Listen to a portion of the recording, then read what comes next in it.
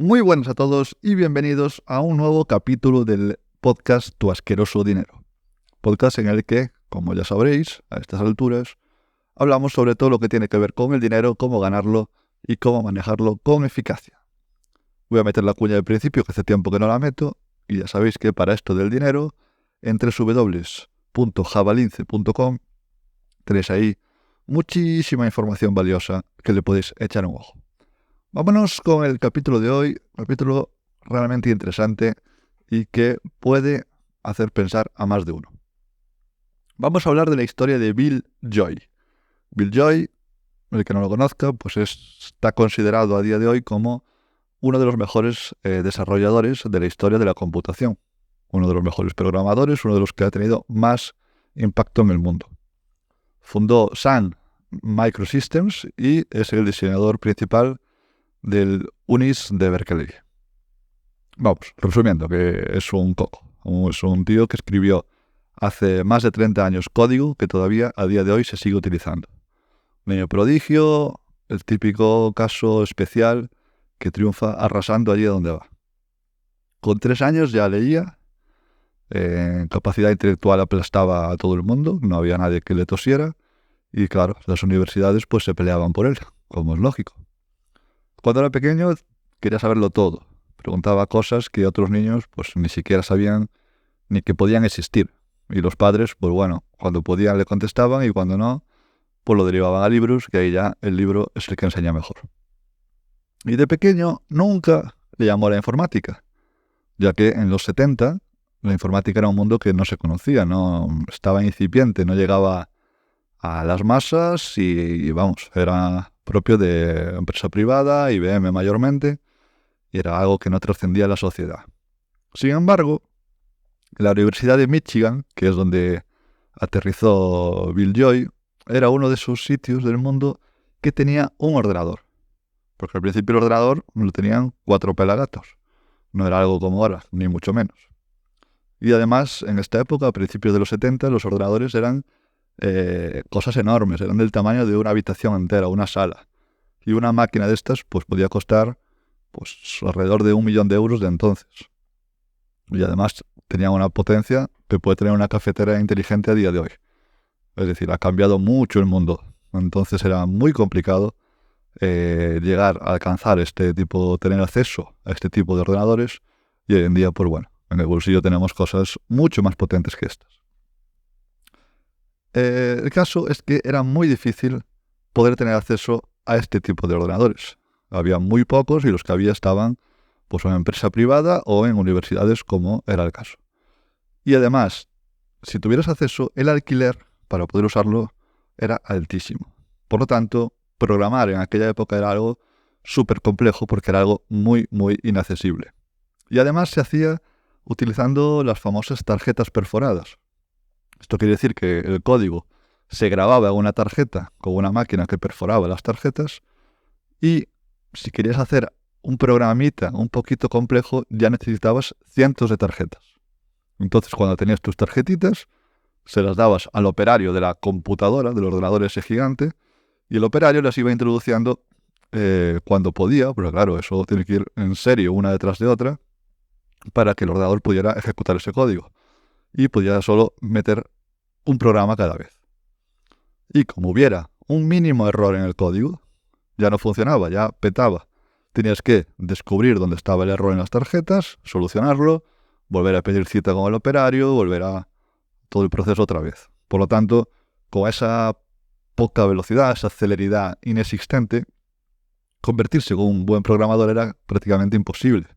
Porque por muy bueno que seas, si solo puedes programar unos minutitos al día, pues no vas a ser nunca experto en programar.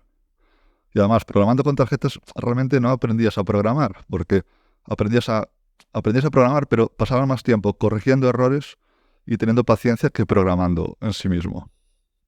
Entonces llegó un momento, a mediados de los 70, que los ordenadores fueron lo bastante potentes para poder gestionar varias peticiones a la vez. Por lo tanto, podía recibir varias peticiones de programación, lo que significaba que los programadores ya no tenían que entregar físicamente ese mazo de tarjetas perforadas al operario y podían hacerlo además de manera online de la época, era como utilizando servicios telefónicos que hacían algo parecido a lo que sería programar en línea ahora mismo. Tú mandabas la orden, recibías la orden y podías ir teniendo feedback de lo que estabas haciendo al momento. Lo describían de la siguiente manera en la época. Fue algo más que una revolución, fue una revelación. Olvidar al operario, los montones de tarjetas, las esperas. Uno podía meter un par de comandos y obtener una respuesta al momento. Y aquí es donde entra Michigan, ya que la Universidad de Michigan fue una de las pocas universidades que hizo este cambio de los ordenadores antes que el resto. Y allí estaba nuestro amigo Bill, de casualidad, porque Bill no sabía ni que existían esas computadoras. A él le gustaban las matemáticas, era muy bueno en matemáticas, era muy bueno en ingeniería, pero de repente estaba en uno de los pocos sitios del mundo, de todo el mundo, donde podía aprender a programar. Y es que claro, a Bill Joy le tocó la lotería genética. Por supuesto, era un cerebro, era un prodigio. Pero también le tocó la otra lotería. Tocó la lotería que es un torrente de oportunidades una tras otra.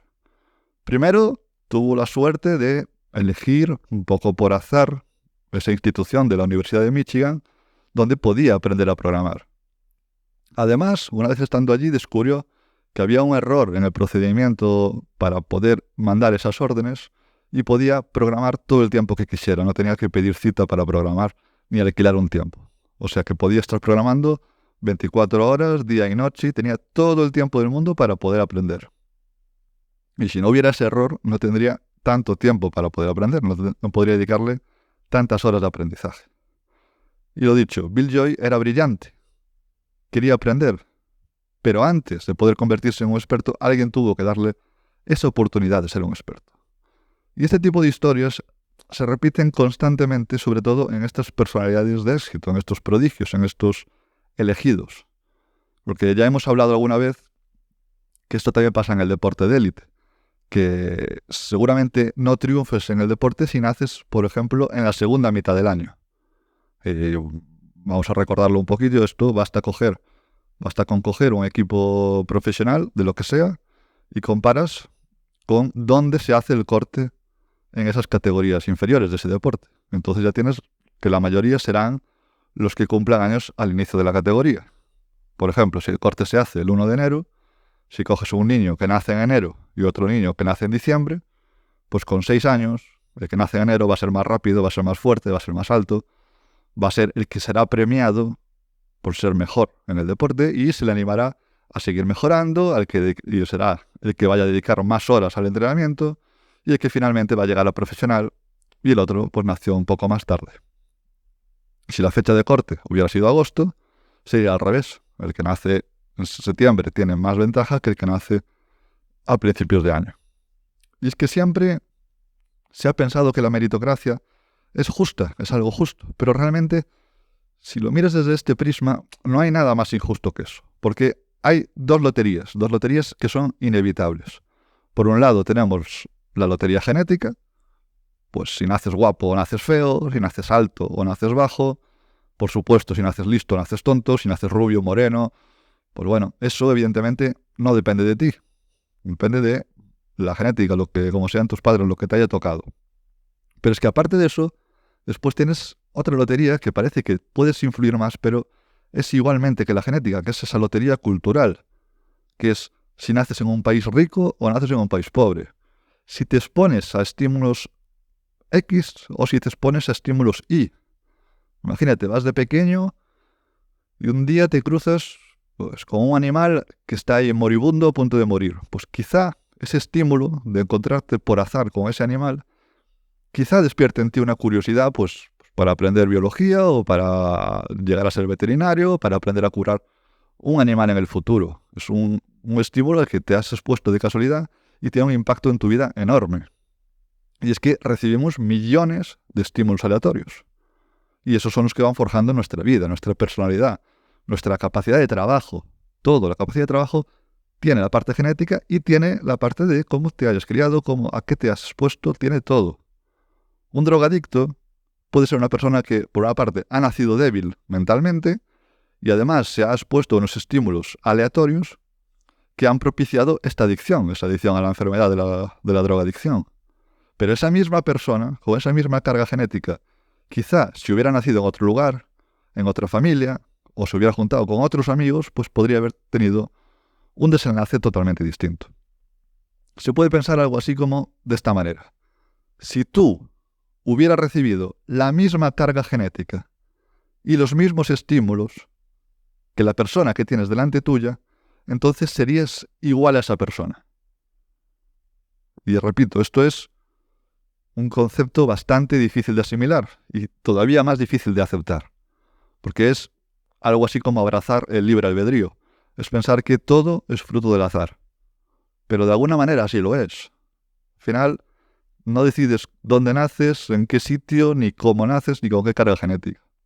Porque si Bill Joy, hubiera nacido en otro sitio que no le hubiera permitido llegar a esa universidad de Michigan, seguramente le hubiera ido muy bien. Porque claro, tenía un premio genético enorme, era un tío especialmente listo. Tenía el premio de ser alguien extremadamente inteligente.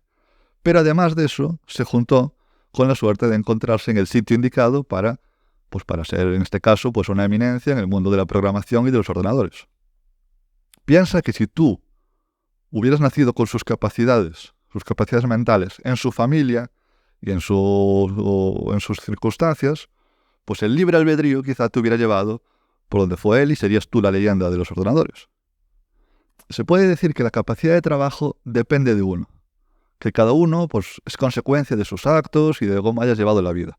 Pero es que esa capacidad de trabajo se ha desarrollado por una combinación de la genética y de los estímulos externos. Es realmente complicado asimilar esto. Pero ¿a dónde quiero llegar? ¿A dónde quiero llegar con esto? Porque claro, primero, pues sí, la meritocracia pues está muy bien y sobre el papel es fantástica, pero es que está bien tener en cuenta esto a la hora de valorar el éxito de alguien. Porque meritocracia sí, pero ¿cómo ha surgido esa meritocracia? Y segundo, las capacidades dadas, que nos vienen dadas per se, no podemos cambiarlas. Pero sí que es verdad que si los estímulos te llevan hacia un sitio o hacia otro, pues puedes encauzar la vida de una manera o de otra. Porque si has llegado hasta aquí, es porque de alguna manera el azar así lo ha querido. Y eso, haber llegado hasta aquí, o haber llegado hasta un libro, haber llegado hasta un programa concreto o haber conocido a una persona, o cualquier pequeño estímulo, puede suponer una enorme ventaja en algún ámbito de tu vida. Porque, por ejemplo, este podcast no deja de ser un estímulo más que lo que busca, o lo que busco yo con él, es levantar esa curiosidad sobre el tema, en este caso, de la inversión y del dinero. Por lo tanto, si has llegado hasta aquí, pues así ha querido el azar y tienes de alguna manera una ventaja respecto a la gente que, por lo que sea, pues no ha llegado a conocer el podcast y por lo tanto no puede exponerse a este propio estímulo. En mi caso personal, en el tema este del dinero y de la inversión, esa curiosidad partió de haberme cruzado con un libro.